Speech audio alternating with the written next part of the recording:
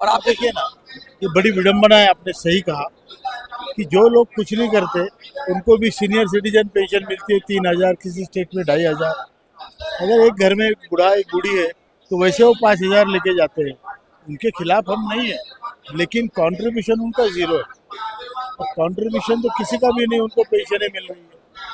तो हमारा तो कंट्रीब्यूशन है, हमें तो हमारा कंट्रीब्यूशन का मुआवजा तो मिलना चाहिए ना, तो वो नहीं।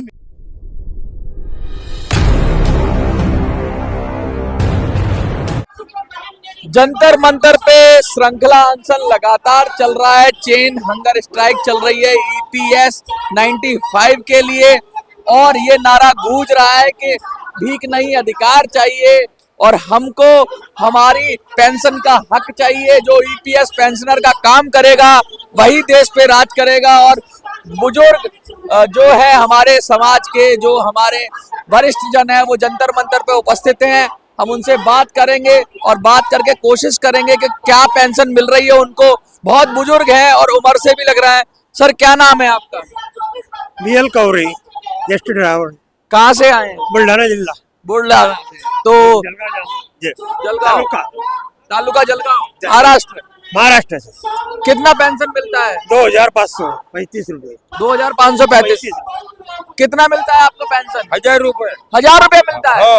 आपको कितना मिलता है? मैं यवतमाल जिले से आया हूँ, मुझे सिर्फ 1,000 मिलती है खाली पेंशन। 1,000 में कुछ भी नहीं। आपके आंखों में जो आंसू हैं, क्या लगता है सरकार देख नहीं पा रही है? देखना ही पड़ेगा उनको। कुछ नहीं होता है, 1,000 रुपए में क्या होता है? 32 साल सर्विस किया मैंने।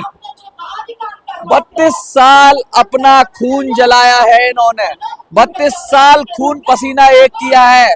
32 साल कंट्रीब्यूशन दिया है, और उसके बाद जब पेंशन देने की बारी आती है तो ये पेंशन के नाम पर इनको 1,000 रुपए पकड़ा रहे हैं। क्या नाम है? मेरा नाम वानखड़े, छठा वानखड़े बोरियर। कहाँ से? यवतमाल जिला। यवतमाल। हाँ। कितना पेंशन? 1,000 रुपए मिलता साहब। 1,000 रुपया मिलता है। कहाँ से? 2008 से हमारा चालू है। कहाँ से आए हैं आप? मैं दिल्ली से हूँ। कितना पेंशन?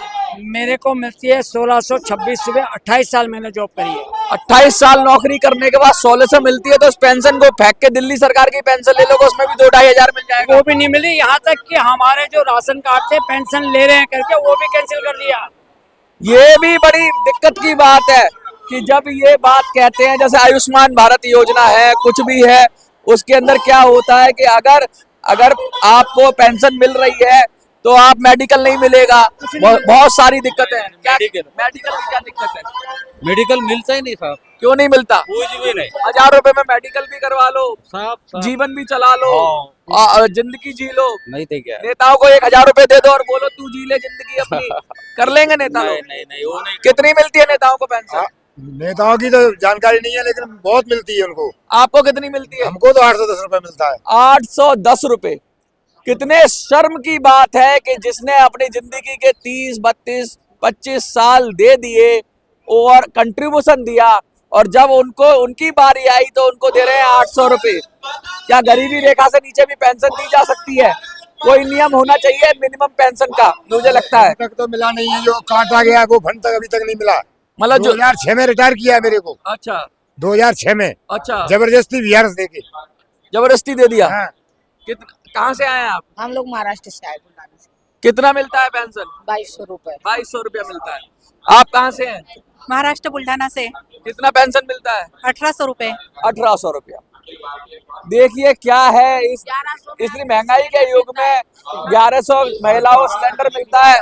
अगर कोई घर में 2 लोग हैं और एक ही को पेंशन आ रही है तो बड़ा बुरा हाल होने वाला है। कोई बच्चा है या कुछ है, क्या कर पाएंगे जीवन के अंदर 1,800 रुपए के अंदर, और कंट्रीब्यूशन के बाद ये हाल है। कहाँ से आए आप? बुल्ढाना से आ गए। कितना पेंशन मिलता है? 2,200 रुपए। 2,200 रुपए। यही मिल रहा है, किसी को 800, किसी को 1,000, किसी को 1,200, खींच तान के 2,000, 2,200। उससे ज्यादा मैंने देखा नहीं मिलता होगा किसी को, थोड़ा और 2-4, 500। 7,500 की मिनिमम पेंशन की बात कर रहे हैं डीए के साथ। मैं दिखा दूं, ईपीएस 95 पेंशन को बिना भेदभाव के वास्तविक वेतन का उच्च पेंशन लाभ मिलना चाहिए, ये इनकी मांग है।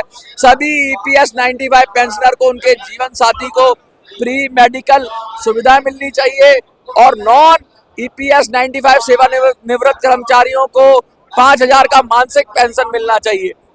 यहाँ पर ये जो खड़े हुए हैं और कह रहे हैं कि अभी कुछ सरकार की तरफ से कुछ एमपी भी आएंगे, हम बात करेंगे। बात 100, किसी की 1100, किसी की 1200, खींच खाच के 2,000-2,200 तक पेंशन। ये क्या है? ये मतलब हजम नहीं हो रही है बात, क्योंकि कहते हैं कि कुछ लोगों को तो कुछ नहीं करते, उनको भी 2,000-2,500 सरकार दे देती है। और आप देखिए ना, ये बड़ी विडंबना है। आपने सही कहा कि जो लोग कुछ नहीं करते उनको भी सीनियर सिटीजन पेंशन मिलती है 3,000, किसी स्टेट में 2,500। अगर एक घर में एक बूढ़ा एक बूढ़ी है तो वैसे वो 5,000 लेके जाते हैं। उनके खिलाफ हम नहीं है, लेकिन कंट्रीब्यूशन उनका जीरो है। और कंट्रीब्यूशन तो किसी का भी नहीं, उनको पेंशनें मिल रही है। तो हमारा तो कंट्रीब्यूशन है, हमें तो हमारा कंट्रीब्यूशन का मुआवजा तो मिलना चाहिए ना, तो वो नहीं मिल रहा है। मैंने देखा, कुछ वीडियोस देखे थे पुराने, संसद में भी बात उठाई गई थी आपकी, कई बार बात उठाई गई। संसद का सत्र चल रहा है अभी, जो शीतकालीन सत्र है, क्या इसमें भी कोई एमपी से आप कोशिश करोगे कि फिर से बात उठाई जाए, कुछ बिल लाया जाए, कुछ ऐसा प्रस्ताव पारित किया जाए, कुछ तो किया जाए जिससे कि फौरी तौर पे राहत हो, कोई अध्यादेश ही आ जाए। अध्यादेश आने से क्या होता है, अभी बिल में समय लग सकता है, लेकिन अध्यादेश अगर आ जाए सडनली तो एक फौरी रिलीफ मिल जाए लोगों को, क्योंकि कह रहे हैं कि कुछ लोग जान से भी हाथ धो रहे हैं। बिल्कुल। अभी देखिए, हमारी कोरोना काल के बाद में तकरीबन 200 लोग हर दिन मर रहे हैं। 200। अब इतनी बड़ी तादाद में लोग मर रहे हैं तो हमारे लिए तो डिले डेथ ही हो गई ना। जितनी आप देर करेंगे उतना हमारा अंत ज़्यादा होगा। तो इसलिए हम चाहते हैं कि ये मुद्दा तुरंत इसका सॉल्यूशन निकले।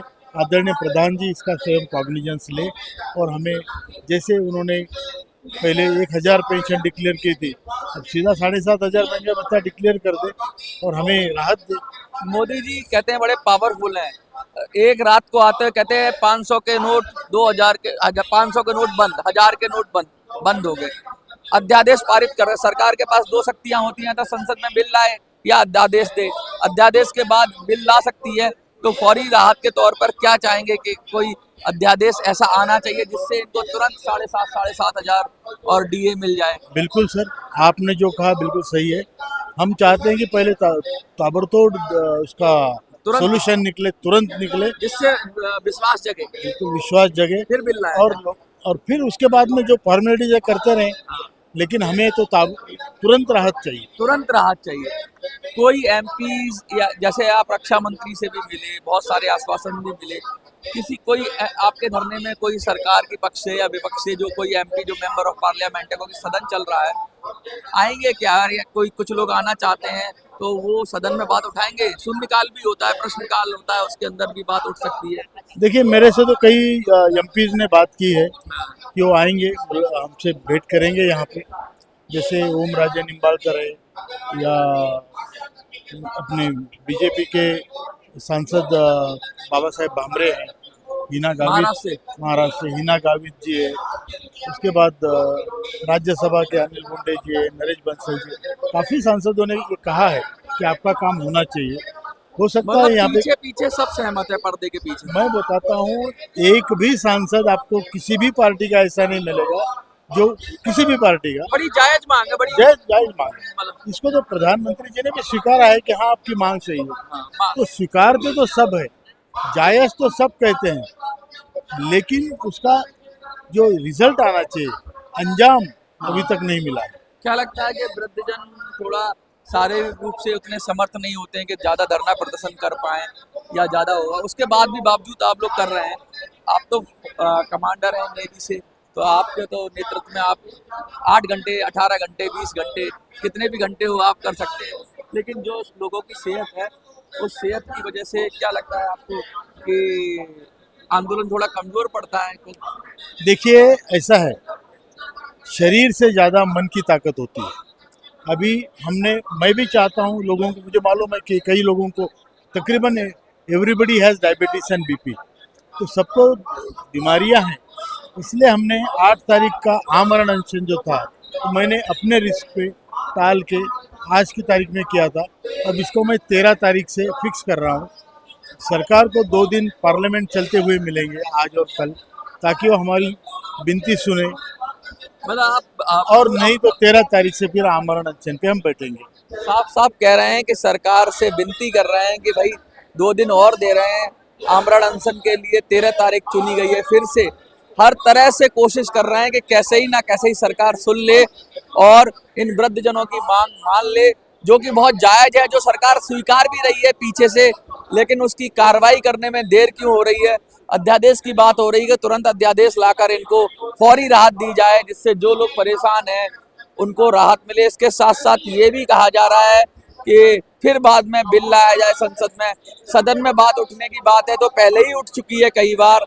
अब देखना ये होगा कि मोदी सरकार 2024 से पहले क्या इनके साथ बर्ताव करती है, क्या वादे पे खरे उतरते हैं, क्या वो गारंटी जो दी थी मोदी सर ने या मोदी प्रधानमंत्री जी ने जो गारंटी दी थी उसको पूरा करेंगे।